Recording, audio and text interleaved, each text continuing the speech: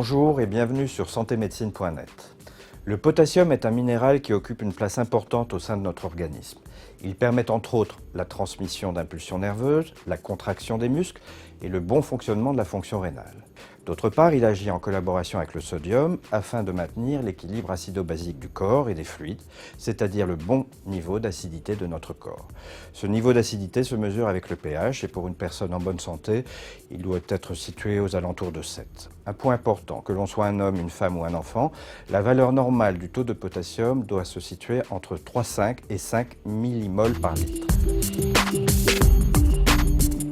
Pour ne pas risquer une carence, il est conseillé de consommer des aliments riches en potassium, comme les lentilles, les haricots secs et blancs, les pommes de terre cuites avec leur peau, le chocolat, la sauce tomate, le thon, la morue et le saumon, les épinards et les carottes, les dattes et les bananes.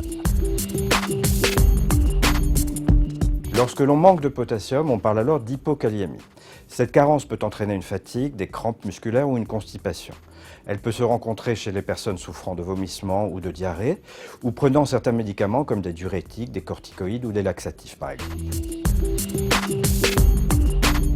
Lorsqu'il existe un excès de potassium, on parle dans ce cas d'hyperkaliémie. Cette carence peut entraîner de graves troubles cardiaques. Elle peut se rencontrer chez les personnes prenant des suppléments en potassium, des médicaments de type antihypertenseur ou anti-inflammatoire ou souffrant d'insuffisance rénale. Sachez que des résultats sanguins délivrés sans autres informations ne peuvent pas vous permettre d'effectuer un diagnostic, et ceci d'autant plus qu'ils peuvent également varier selon la technique utilisée par le laboratoire. Il est donc important de consulter un médecin afin de prévoir avec lui la nécessité d'effectuer d'autres examens complémentaires ou un éventuel traitement.